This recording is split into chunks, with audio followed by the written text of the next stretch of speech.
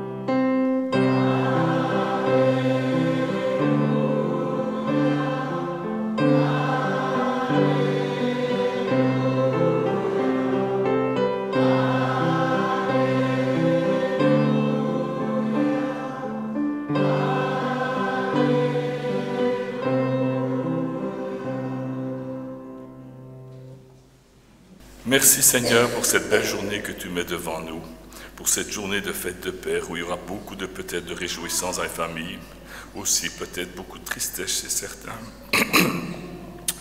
Nous voulons te remettre ce culte et apporter un culte, notre adoration, nos louanges, par nos chants, par nos prières, par nos offrandes. Agrée notre prière. Et nous voulons te remettre notre serviteur qui apportera le message. Que le Saint-Esprit soit avec lui.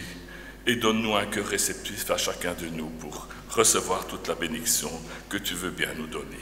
Nous te le demandons dans le beau nom de ton Seigneur. Amen. Eh bien, nous allons continuer notre culte par le chant suivant, le numéro 72, « Trouver dans ma vie ta présence ». Je vous invite à vous lever pour le chant, si vous voulez bien.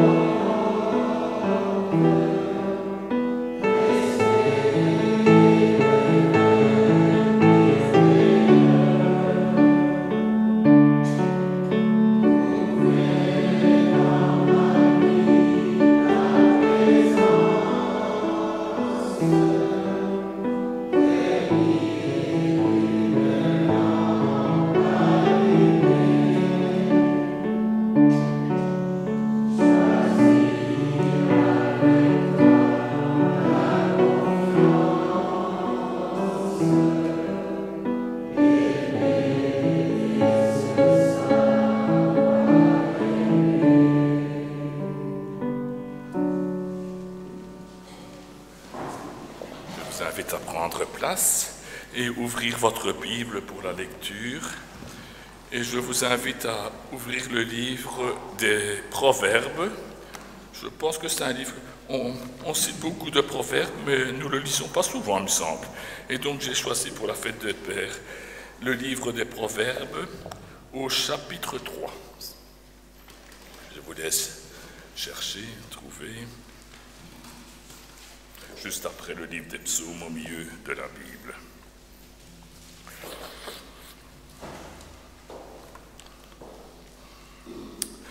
Mon fils, n'oublie pas mon enseignement, et que ton cœur garde mes commandements, car ils augmenteront la durée de tes jours, les années de ta vie et ta paix. Que la loyauté et la vérité ne t'abandonnent pas. Lis-les à ton cou, écris-les sur la table de ton cœur. Tu acquerras ainsi grâce et bon sens aux yeux de Dieu et des humains. Confie-toi en l'Éternel de tout ton cœur et ne t'appuie pas sur ton intelligence.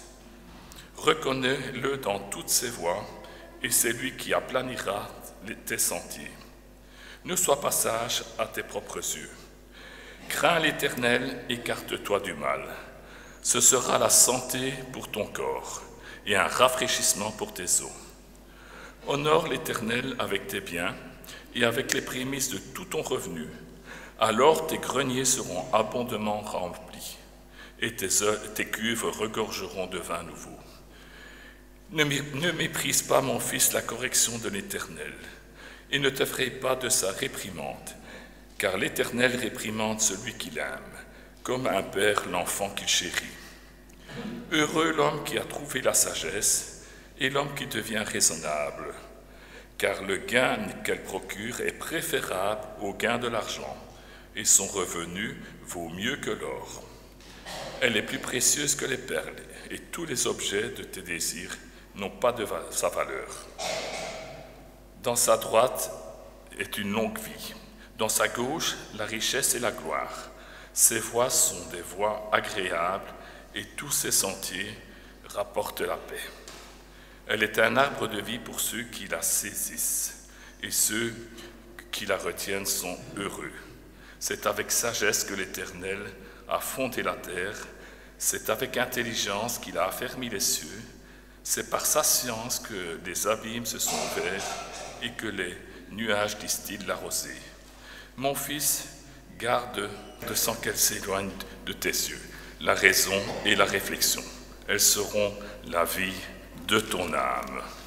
Voilà, jusqu'au la lecture de ce jour. Je vous invite à courber la tête pour la prière.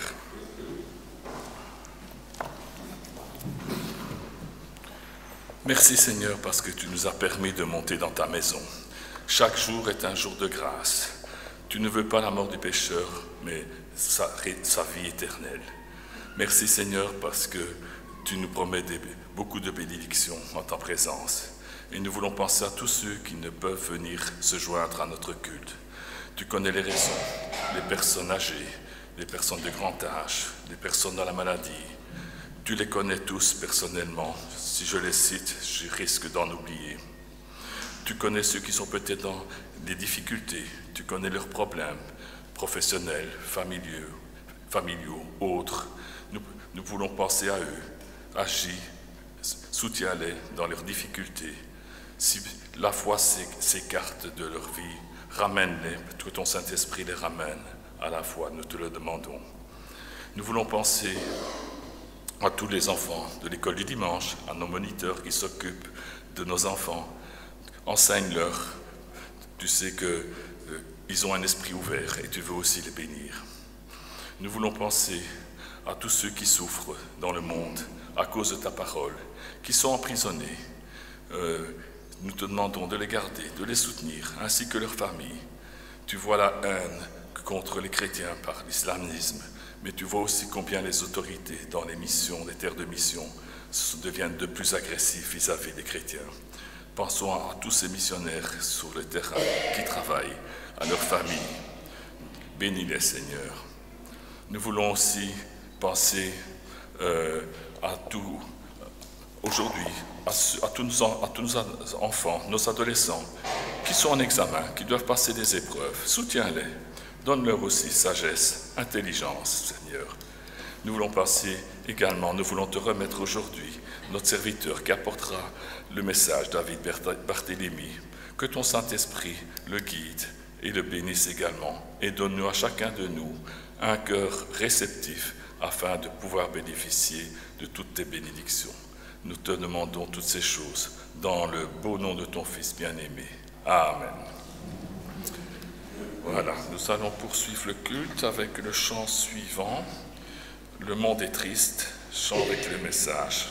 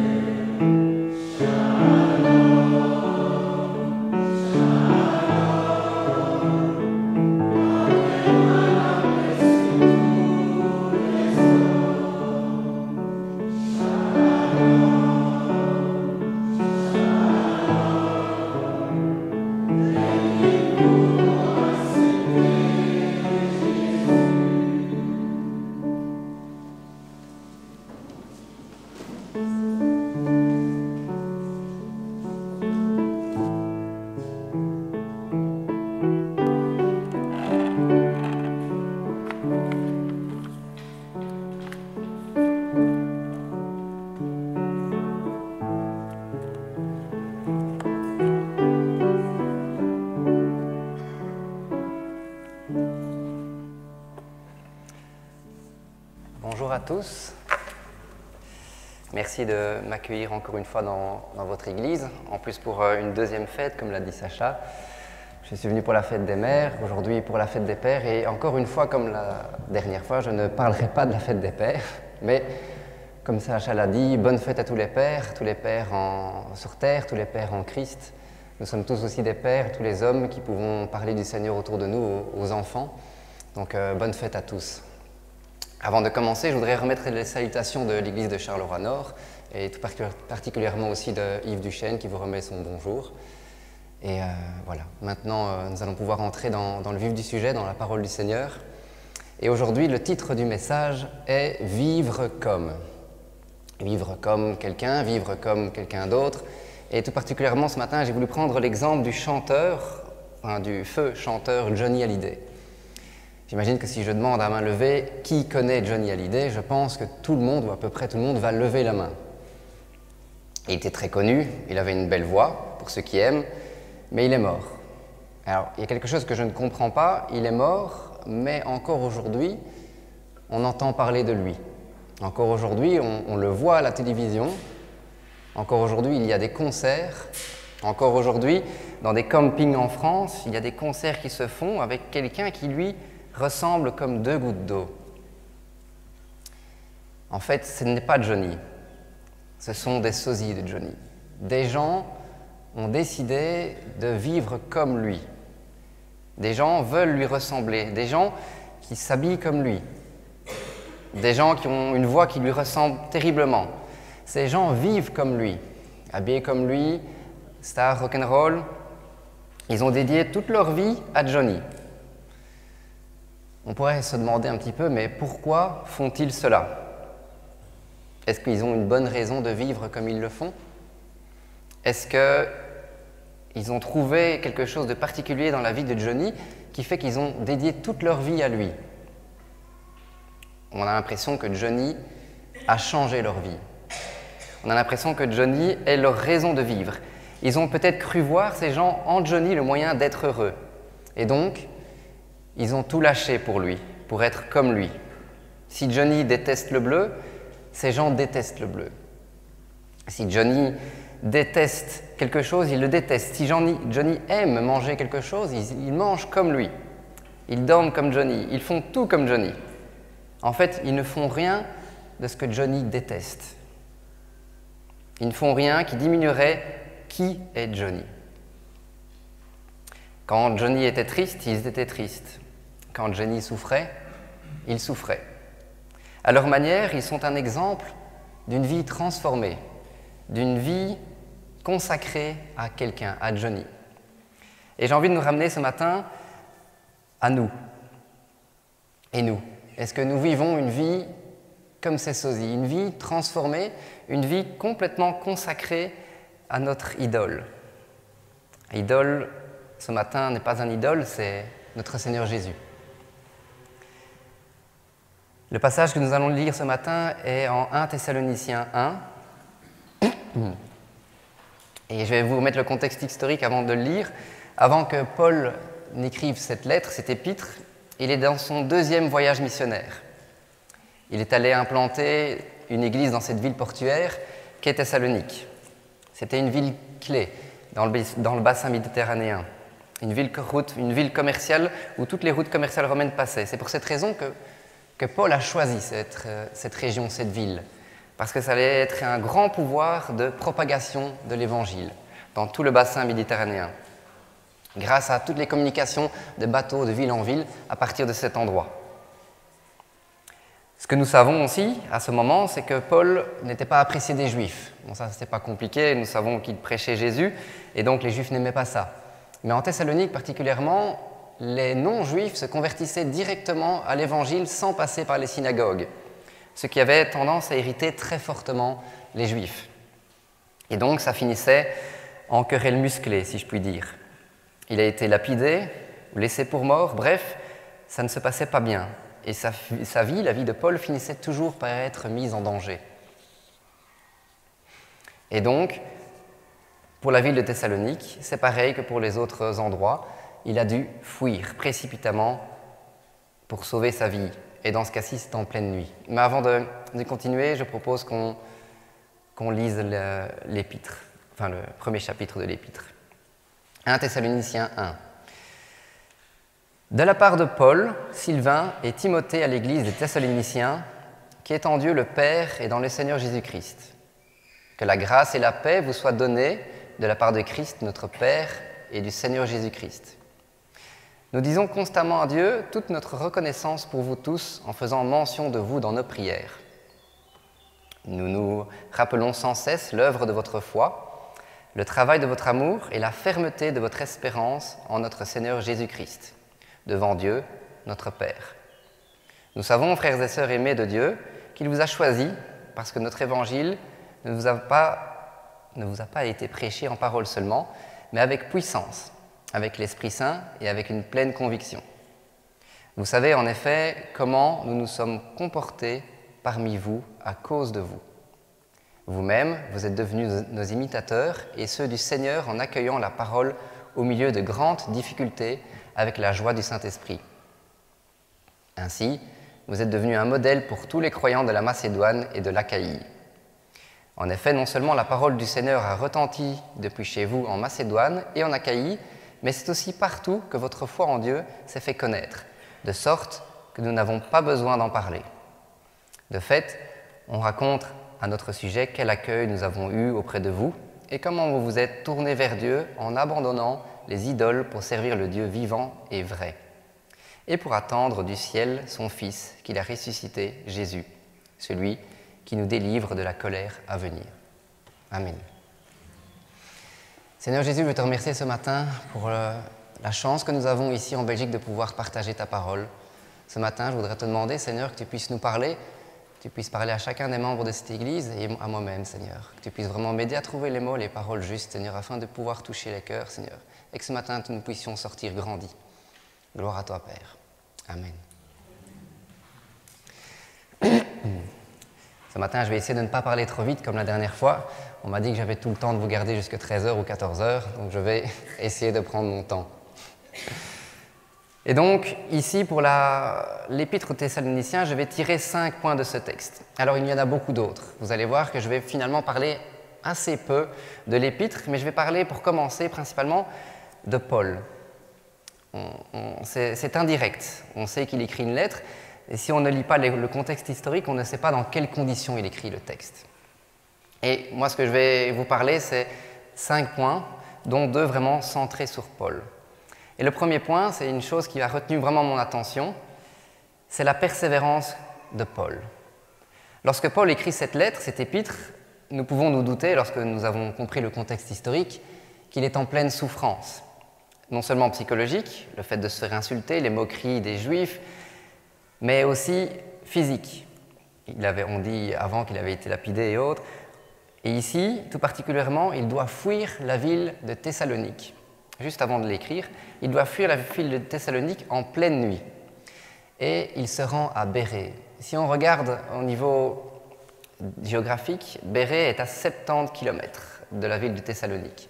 Fuir Thessalonique pour aller en Bérée, faire 70 km de nuit, avec le risque de se faire tuer, la fatigue, le moral aussi, qui ne serait pas découragé en pleine nuit, on lui dit on vient te chercher peut-être pour te tuer ou t'emprisonner, devoir partir en pleine nuit dans des routes qui ne sont pas celles d'aujourd'hui. Aujourd'hui, nous on prend la voiture, on voyage, on fait 70 km, j'ai envie de dire que c'est plus ou moins facile. Mais à cette époque, c'était probablement à pied. Peut-être qu'il avait un cheval, mais on n'en sait rien. Mais même à cheval, 70 km, c'est long, c'est fatigant. Pour ceux qui font du cheval, c'est fatigant. Et lorsqu'on lit les Actes aussi, on se rend compte de tout ce que Paul avait déjà vécu. Il avait été lapidé, fouetté, laissé pour mort. Donc bref, il devait en plus avoir mal, ressentir des douleurs dans son propre corps. On ne reste pas indemne d'une lapidation. On ne reste pas indemne des coups de fouet. Encore plus à cette époque. Ici, on va se faire soigner. On va à l'hôpital. On guérit, mais il reste des traces. Et à cette époque, j'ai envie de dire que c'est probablement pire qu'aujourd'hui. Et ici, il fuit en pleine nuit. Et il probablement marche 70 km pour sauver sa vie. Et la chose qui me saute aux yeux est que Paul vit toutes ces souffrances toutes ces douleurs pour son témoignage pour Christ. Tout comme les fans de Johnny sont prêts à subir les moqueries de tous ceux qui n'aiment pas Johnny, eux ils sont prêts à subir les moqueries, Paul lui est prêt à subir des moqueries pour Jésus. Il est prêt à subir de la douleur pour Jésus. Il subit des souffrances. Paul continue. Toutes ces souffrances, toutes ces douleurs reçues à cause du Christ, à cause de l'Évangile, ne l'arrêtent pas. Il continue. Toutes les douleurs ne diminuent en rien sa détermination. Il persévère. Pour Jésus, il est même plus que persévérant. Mais, malgré tout, en Thessalonique, ici, on le voit qu'il doit battre en retraite. Il est persévérant, mais il n'est pas non plus stupide. Il sait que là, s'il reste là, il va se faire tuer. Et donc, que son ministère s'arrête. Donc, il est persévérant, mais il bat en retraite quand il doit battre en retraite. Il y a quelques mois, c'est un exemple personnel, j'ai eu une patiente qui était extrêmement hostile à l'Évangile. Je m'en suis rendu compte à mes dépens, c'est-à-dire que j'étais en train de la soigner et j'ai parlé de Dieu, comme je fais assez fréquemment, et elle a été tout de suite extrêmement virulente. Mais vraiment extrêmement virulente, à tel point que ça a été une situation très, très inconfortable pour moi, car elle se moquait carrément de moi et de l'Évangile. Et je dois vous avouer que c'est très difficile. Je ne me faisais pas fouetter, mais je ne sais pas ce que j'aurais préféré à ce moment. J'étais assez rouge au niveau du visage, pas forcément de gêne, mais d'énervement. J'avais envie de lui, pardonnez-moi l'expression, de lui sauter au cou, parce que c'était vraiment insultant. J'essayais d'argumenter, mais elle était opposée à toute idée. Elle était extrêmement hostile. Et donc, tout comme l'apôtre Paul, j'ai finalement changé de sujet. D'une certaine manière, j'ai fui, comme l'apôtre Paul l'a fait pour Bérée. Mais ce n'est pas fuir, abandonner, c'est fuir pour mieux persévérer. Paul n'a pas quitté Bérée et puis il a arrêté, il a envoyé une lettre par après. Et donc dans ce genre de cas, ici, le cas où j'ai subi des moqueries et autres, j'ai fui, mais pour mieux revenir, peut-être de manière plus subtile, semer des idées qui peuvent germer dans la vie de la personne par la suite. La confrontation frontale n'a pas fonctionné, il faut s'y prendre autrement. Je devais vraiment à ce moment-là me rendre compte que cette personne était perdue pour ne pas avoir envie de devenir insultant et surtout pour ne pas donner un mauvais témoignage. Comme vous l'avez constaté, le passage de ce matin, c'est vivre comme. Si je veux vivre comme Jésus, il convient aussi que je parle comme lui. Or, Jésus n'a jamais été insultant. Il faut que je persévère. Lorsque la conversation est devenue animée ou hostile, eh bien, il vaut mieux arrêter et revenir d'une autre manière. D'une manière, revenir plus tard, c'est persévérer. Et donc, il faut que nous gardions le cap, que nous gardions bien en tête que ce que nous faisons, de ce que nous subissons, que c'est pour le Seigneur. Je vivais ici une sorte de... C'est un grand mot parce que c'était juste des moqueries, une tribulation, en quelque sorte, pour le Seigneur. À mon niveau, par rapport à l'apôtre Paul, ce n'était pas la même chose, et par rapport à ce que nous vivrons peut-être dans l'avenir, ce n'est pas grand-chose, mais dans notre fort intérieur, c'est quelque chose déjà de difficile. Mais je le vivais pour la gloire de notre Seigneur Jésus-Christ. Si nous cherchons à vivre d'une manière purement et simplement confortable, afin de ne pas vivre ce genre de situation, eh bien nous nous exposons au risque de ne jamais pouvoir témoigner notre Seigneur. Nous mettons en risque de ne jamais pouvoir évangéliser. Or, c'est ce que le Seigneur nous demande. Allez faire de toutes les nations des disciples. Si nous ne parlons pas, si nous mettons dans des situations confortables pour ne pas parler de lui, eh bien nous n'obéissons pas à notre Seigneur. Alors, je ne veux pas dire que vivre d'une manière confortable est mauvaise, mais ça ne doit pas être je n'arrive pas à parler, ça ne doit pas être notre objectif principal. Notre objectif, c'est Jésus-Christ. Et ce qu'il nous demande de faire, comme je l'ai dit, c'est de parler de lui pour faire de toutes les nations des disciples. Si nous nous mettons dans des situations trop confortables, nous nous exposons à ne jamais pouvoir parler du Seigneur. Or, ici, dans la ville de Thessalonique, Paul ne s'est pas mis dans des situations confortables. Au contraire, lui, il battait de front. Il rencontrait les non-juifs, il allait dans les synagogues et autres, il parlait de Jésus-Christ. Il se mettait dans des situations inconfortables, des situations où nous voudrions peut-être nous plaindre, on se fait moquer, on se fait battre. Peut-être pas en Belgique encore. En tout cas, nous nous mettons dans une situation que nous n'avons pas envie de vivre. Est-ce que Paul aimait vivre des situations comme celle-là? Est-ce que Paul aimait vivre des situations où on se moquait de lui? Des situations où on le flagellait, des situations où on le fait fuir en pleine nuit? Je ne pense pas. Mais il savait pour qui il subissait cela. D'un autre côté aussi, nous ne voyons pas Paul, dans ses épîtres, se plaindre d'avoir subi toutes ces choses. Au contraire, dans ses lettres, il rend grâce de ce que Dieu fait pour lui et pour les croyants. Il est dit en 1 Philippiens 2, 19 à 21, « En effet, quelle gloire y a-t-il à supporter de mauvais traitements pour avoir commis des fautes? Mais si vous supportez la souffrance lorsque vous faites ce qui est bien, c'est une grâce devant Dieu. Et c'est à cela que vous avez été appelés, parce que Christ aussi a souffert pour vous, vous laissant un exemple, afin que vous suiviez ses traces. » Et c'est 1 Pierre, pardon. Apprenons donc à regarder à Christ, surtout lorsque nous souffrons. Et principalement surtout lorsque nous souffrons. Lorsqu'on se moque de nous, regardons à Christ. Lorsque la peur nous envahit et nous empêche de parler de notre Seigneur, regardons à Christ. En Jean 16, 32 à 33, il est dit « Je vous ai dit ces choses afin que vous ayez la paix en moi. Vous aurez des tribulations dans le monde, mais prenez courage, j'ai vaincu le monde. » Le deuxième point, centré encore sur Paul, comme je vous l'ai dit, j'ai 2 points principalement centrés sur lui, c'est que c'est assez fabuleux dans cette lettre, c'est que nous savons que Paul vient de passer, et passe peut-être encore dans des difficultés, comme je viens de le dire, mais il prend le temps de prendre des nouvelles de ces jeunes convertis à Thessalonique. Il envoie même un compagnon pour savoir comment ils vont.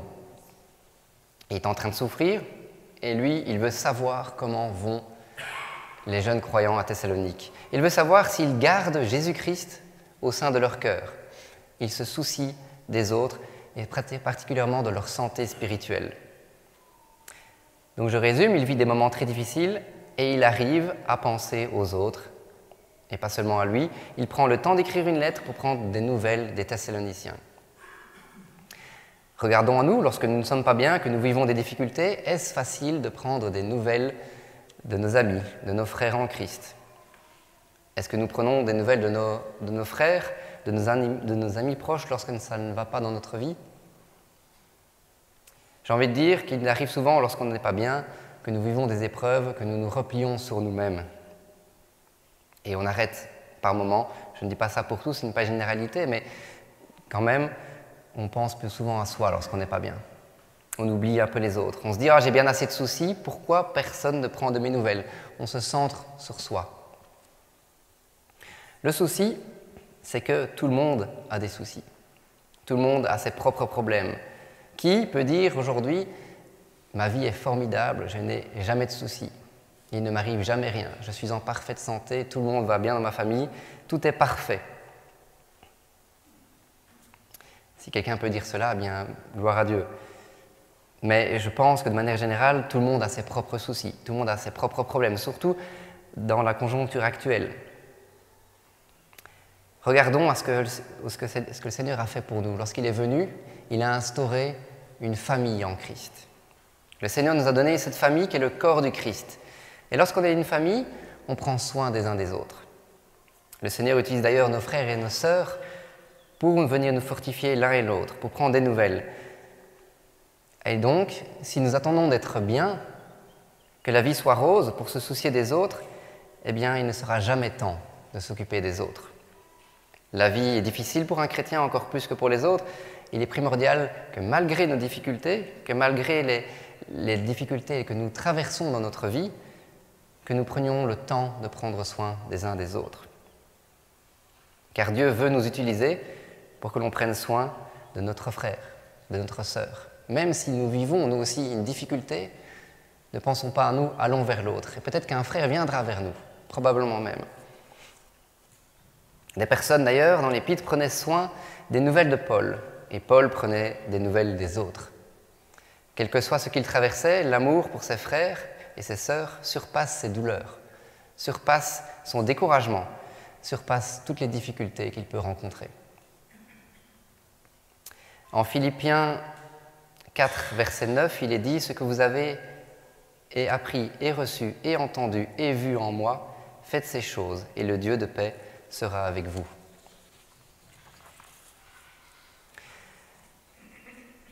Le troisième point ce matin, il est dit que Paul, après avoir reçu des nouvelles de Thessalonique, rend du grâce, car il a vu, il voit, à quel point ils ont gardé le cap. Il rend grâce pour la façon dont ils ont reçu la parole de Dieu. Et si je puis dire, ils l'ont reçue tout simplement comme pour ce qu'elle est. Pour ce qu'elle est. C'est quoi la parole de Dieu? C'est la parole de Dieu, la parole du Dieu unique, du Dieu éternel. C'est-à-dire que ça a eu un impact important dans leur vie, un peu comme les fans de Johnny. Cela a transformé leur vie du tout au tout. Ils étaient des adorateurs de Johnny, ils sont devenus comme Johnny. Eh bien, en Thessalonique, c'était des adorateurs de beaucoup d'idoles. C'était en Grèce. Encore aujourd'hui, si vous allez en Grèce en vacances, qu'est-ce que vous voyez? On vend des statues de Poséidon, des statues d'Athéna, des statues de ceci, des statues de plein de dieux. Il y a moyen de remplir une belle étagère. Eh bien, à cette époque, ce n'était pas juste des statues, c'était des idoles. Ils priaient ces statues. Ils étaient des adorateurs de beaucoup d'idoles. Il y avait des dieux pour tout. Un dieu pour l'amour, un dieu pour la fécondité, un dieu pour les récoltes, un dieu pour la guerre. C'est comme ça. C'est comme ça que c'était. Les gens allaient dans des temples, ils avaient besoin de quelque chose, ils priaient tel dieu.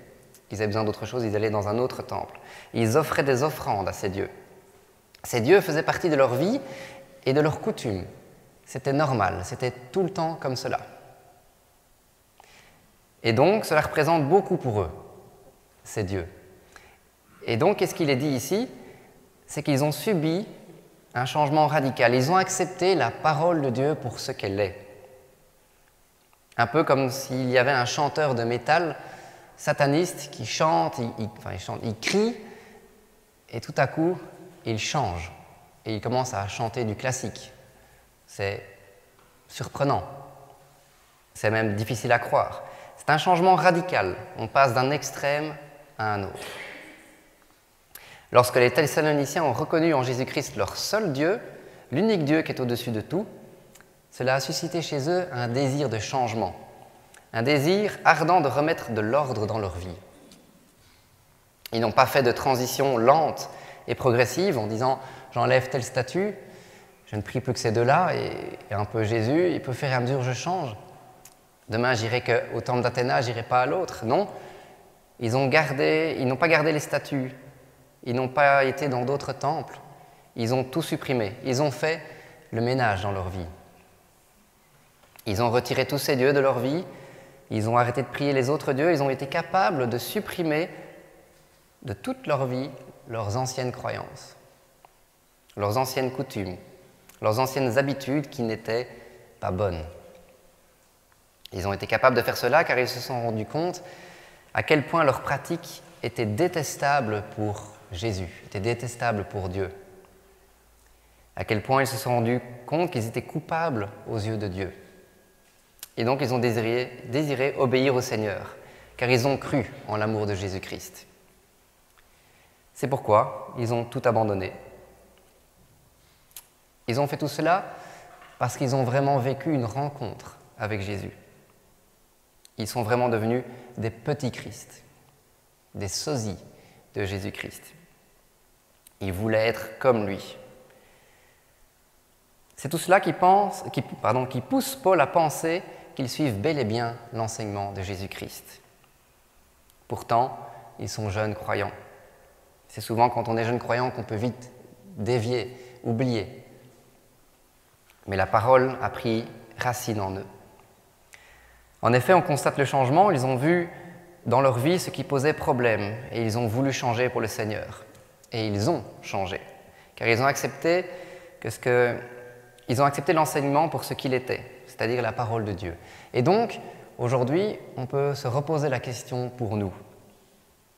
Est-ce que nous avons pris conscience de ce qu'est la Bible? Avons-nous accepté la parole de Dieu pour ce qu'elle est dans nos vies?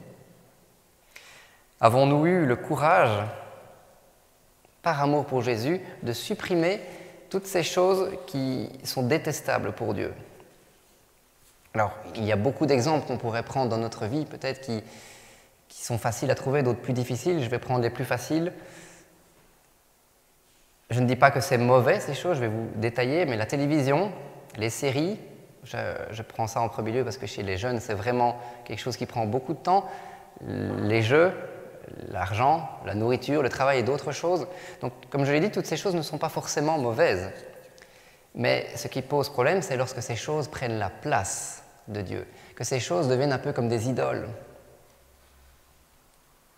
Est-ce que ces choses prennent la place dans notre vie de Jésus-Christ? Est-ce que des fois je ne lis pas la parole de Dieu parce que je regarde 3 séries et puis je dis il est trop tard maintenant, je lirai demain? Grave erreur. Si nous savons regarder la télévision, n'oublions pas de passer du temps avec notre Seigneur.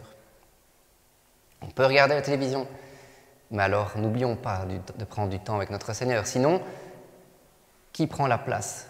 La première place, c'est la télévision. Il y a d'autres exemples. L'argent pour certaines personnes. On voit des gens, c'est facile à regarder. J'ai regardé une vidéo sur YouTube l'autre jour des plus grandes fortunes dans le monde. Et c'est assez surprenant de voir que certaines personnes ont près de 2000 milliards sur leur compte de leur société.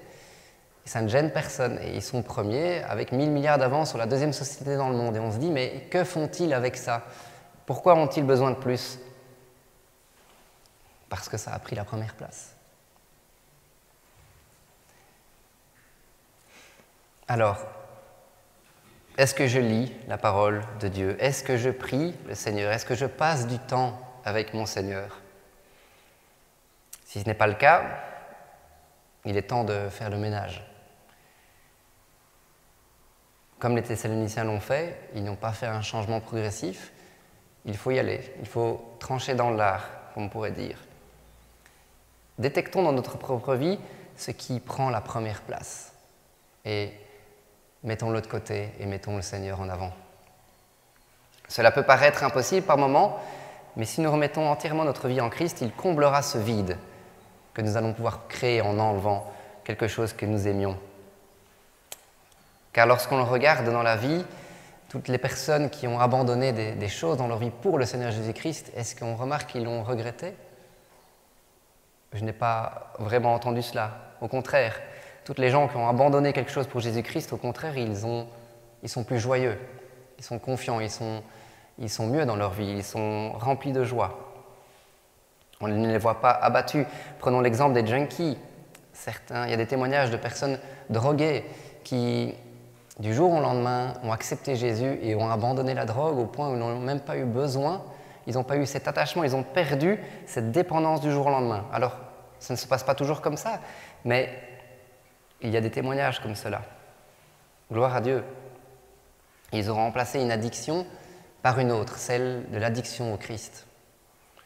Je ne sais pas si vous avez vécu la même époque que moi. Je ne suis pas si vieux que ça, mais ça commence. Mais quand j'étais en primaire, sur le t-shirt de mon prof de gym, il était écrit « Ma drogue à moi, c'est le sport ». On devrait être fiers de pouvoir avoir ce même slogan pour nous. Ma drogue à moi, c'est Jésus-Christ. Ma dépendance à moi, c'est Jésus-Christ. Faisons confiance au Seigneur et apprenons ou tranchons dans l'art, comme j'ai dit, mettons de côté toutes ces choses qui prennent la place du Seigneur.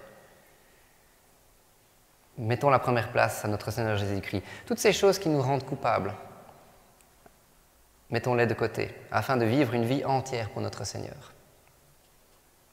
Et pas une vie partagée, pas une vie où je dis « ouais, j'ai plus le temps, j'ai pas envie aujourd'hui ».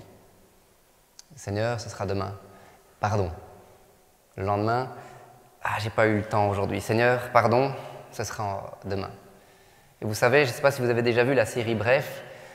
Pour ceux qui connaissent, c'est les petits épisodes très courts où il y a l'épisode où il remet à demain.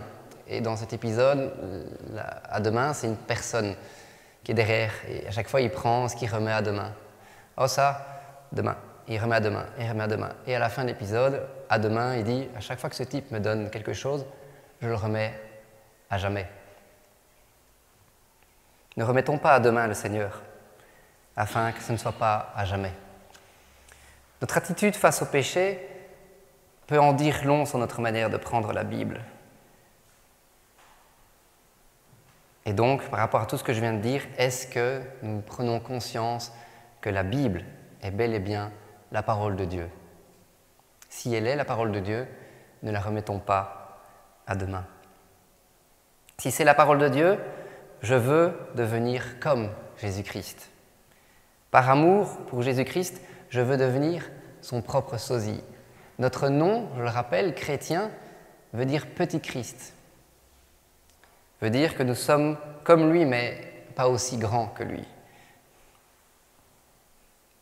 Certes, devenir comme Christ serait impossible pour nous, nous sommes pécheurs, mais nous devons tendre vers cette perfection. Je veux faire le ménage dans ma vie de tout ce qui est mauvais pour devenir comme Christ. Le quatrième point que je veux relever ce matin, comme je viens de le dire, c'est que les Thessaloniciens ont d'abord tout abandonné pour Christ, on vient de le voir, leurs coutumes, leurs idoles, leurs traditions et bien d'autres choses, mais on peut constater, comme tous les chrétiens de la Macédoine et de l'Achaïe ont pu constater, c'est qu'ils sont dans la joie en ayant fait cela. Ils sont dans la joie alors que nous lisons dans le texte, Paul le dit, qu'ils vivent des grandes difficultés. Ils sont en train de vivre des tribulations, ils subissent des moqueries, peut-être des lapidations, peut-être des arrestations, car les Juifs n'étaient pas tendres avec les chrétiens. Et eux, les Thessaloniciens, sont dans la joie. Étonnant. Il est dit qu'ils vivent de grandes tristesses, probablement lorsque l'un de leurs frères ou sœurs meurt ou se fait arrêter, et il est dit en même temps qu'ils sont dans la joie. Incroyable. Mais ici, on ne parle pas de cette joie qu'on peut vivre sur terre. J'ai reçu un cadeau, je suis joyeux, bien que ça y ressemble, mais cette joie, elle est différente. C'est une joie qui ne dépend pas des circonstances. La joie en Christ ne dépend pas des circonstances. Pourquoi? Parce que c'est la joie de savoir que nous sommes enfants de Dieu et que nous sommes sauvés. C'est la joie qui nous dit, nous sommes enfants de Dieu et nous ne sommes plus sous la colère de Dieu. Cette joie qui nous dit que lorsque nous aurons fini avec cette vie de souffrance, nous serons auprès de lui pour l'éternité. Cette joie qui nous vient du Saint-Esprit, qui nous convainc que nous sommes enfants de Dieu, et donc, comme je l'ai dit, nous ne sommes plus sous la colère de Dieu. Nous pouvons donc vivre des souffrances et en même temps être joyeux de savoir que nous sommes enfants de Dieu.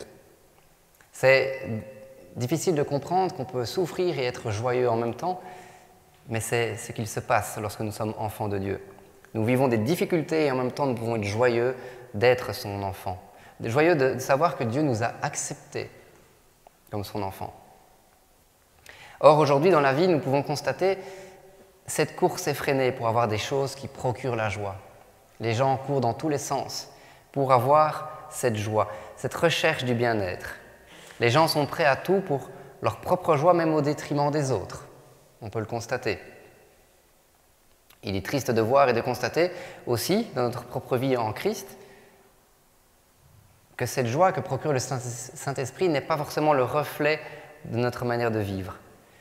Ne nous arrive-t-il pas, par exemple, de chercher notre joie dans des choses plutôt matérielles que la Bible? Est-ce que nous ne recherchons pas notre joie plutôt dans un bon moment, une série, un moment avec des amis plutôt que le Seigneur, plutôt que la parole? Certes, comme je l'ai dit, ce n'est pas mauvais de chercher à avoir des moments joyeux sur terre, mais est-ce que nous recherchons aussi cette joie qui vient du Seigneur? Je vais prendre l'exemple des stars, tout simplement, de ce monde, qui sont riches, qui ont tout.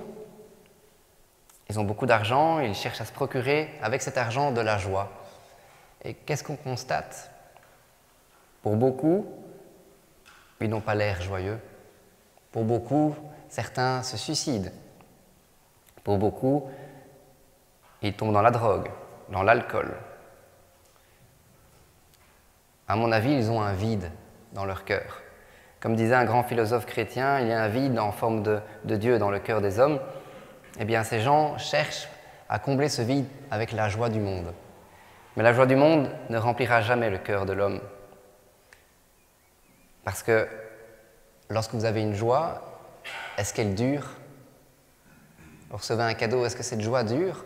Souvent, ce n'est qu'un claquement de doigts. Elle file, comme le vent.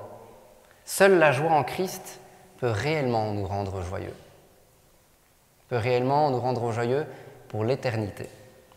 Cette joie ne s'estompe pas, elle ne s'altère pas. Cette joie dure pour l'éternité, comme je viens de le dire, à partir du moment où nous avons placé notre espérance et notre vie et notre âme en Jésus-Christ.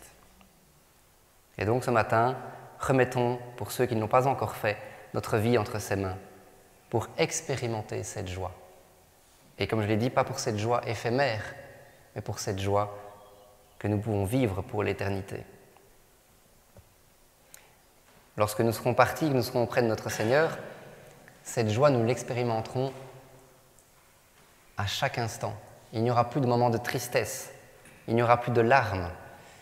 Nous vivrons une joie parce que nous serons avec lui en permanence et nous pourrons le chanter toute la journée. Bref, remettons notre vie entre ses mains pour expérimenter cette joie. Le cinquième et dernier point que j'ai voulu parler ce matin, c'est que nous lisons dans cet épître qu'ils ont été aussi des imitateurs de Paul. Alors c'est bien, comme je viens de dire juste avant, il faut être imitateur de Jésus-Christ, et là, eux, ils ont été imitateurs de Paul. Paul, donc, a certainement été un exemple pour eux, qui lui-même a été un imitateur de Jésus-Christ. Comme nous l'avons vu juste avant, les Thessaloniciens ont tout abandonné pour suivre Jésus. Mais Paul a dû partir avant qu'il ait pu finir son enseignement, parce que Paul a dû fuir. Mais eux, ils ont quand même, malgré tout, le court enseignement qu'ils ont eu, ils ont voulu prendre pour exemple Paul. Car Paul a été pour eux, par son comportement, une source d'enseignement. Alors certes, Paul n'était pas parfait, il le dit lui-même, il le dit en Romains 7, versets 18 à 19, d'ailleurs je n'ai mis que le 19, « Car je ne fais pas le bien que je veux, je fais le mal que je ne veux pas. » Paul le dit lui-même, et cela est une chose certaine, Paul était, malgré tout, irréprochable. En 1 Thessaloniciens 2, versets 9 à 10, il est dit « Vous êtes témoins, et Dieu l'est aussi, que nous n'avons eu envers vous qui croyez une conduite sainte, juste et irréprochable. »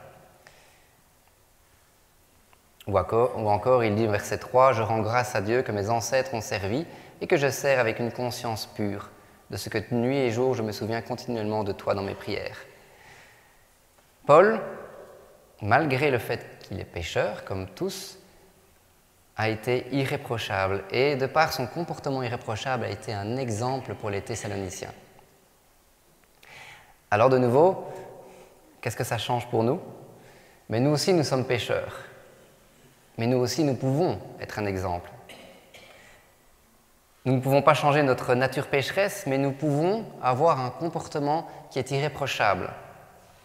Si nous partons du principe que nous sommes pécheurs et donc que nous ne pouvons rien, nous ne savons rien faire, alors les personnes que nous côtoyons, les personnes avec qui nous vivons, avec qui nous travaillons, est-ce qu'elles vont voir la différence avec eux-mêmes? Est-ce qu'elles vont voir que nous sommes différents? Est-ce qu'elles vont voir que nous sommes des petits Christ?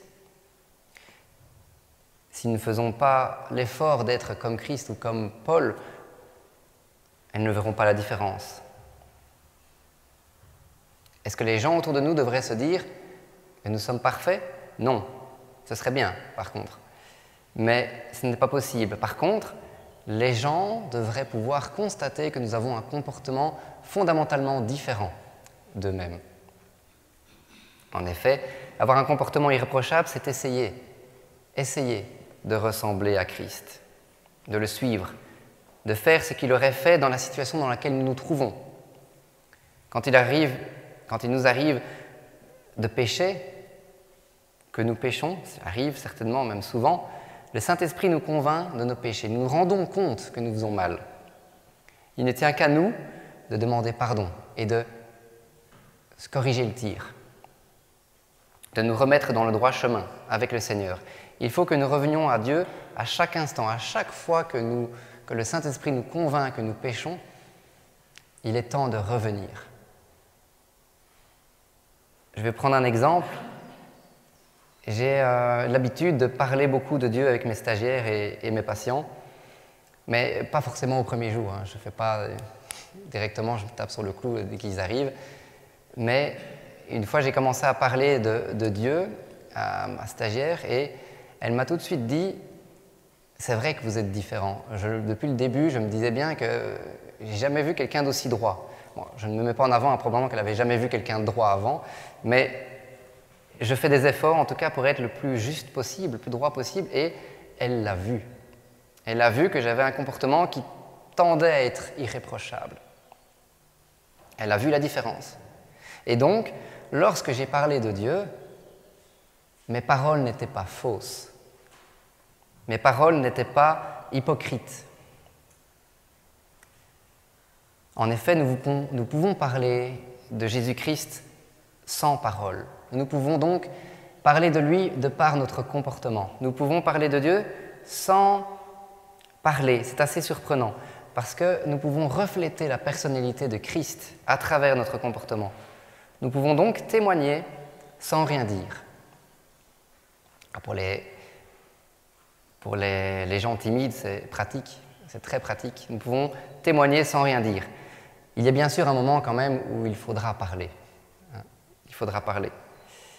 Parce que sinon, on va juste paraître pour un gentil et c'est tout. Mais nous pouvons d'abord commencer par témoigner sans rien dire.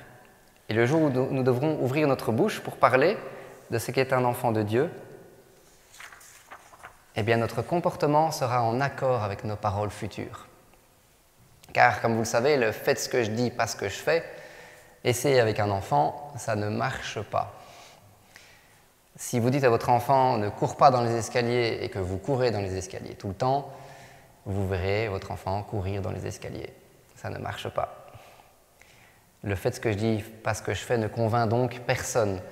Nous devons donc vivre de cette vie transformée. Pour être un enfant de lumière dans les ténèbres, nous devons faire en sorte que les gens voient que nous sommes différents avant que nous puissions ouvrir notre bouche et parler du Seigneur Jésus-Christ. Si nous sommes colériques, que nous sommes insultants avec les gens autour de nous, j'ai envie de dire, et que nous sommes chrétiens, j'ai envie de dire qu'il vaut mieux que nous nous taisions. Parce que le témoignage que nous allons donner ne sera pas bon. Changeons d'abord notre comportement afin d'être un exemple pour les gens autour de nous, un exemple pour les enfants en Christ, un exemple pour nos frères et sœurs à l'Église, avant d'ouvrir notre bouche. Et Paul, c'est ce qu'il a fait. De par son comportement irréprochable, il a d'abord inspiré les gens de Thessalonique. Je le répète, nous devons donc vivre de cette vie transformée pour être un enfant de lumière dans les ténèbres. Nous devons être des petits Christ, des gens transformés avec un comportement irréprochable.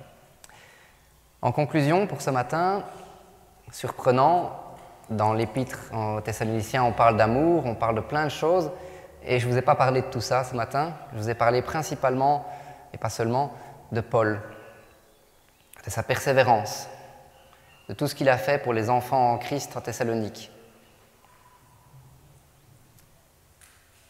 du fait que les Thessaloniciens ont pris la Bible, qui n'était pas encore complète, mais qui ont pris la parole de Dieu pour ce qu'elle est. La parole du Dieu qui est unique, la parole du Dieu créateur, la parole de Dieu, de celui qui a créé la terre, les étoiles, toute cette chose qui est immense, qui est impossible à réaliser dans notre cerveau, c'est ce Dieu-là qu'ils ont pris pour Dieu.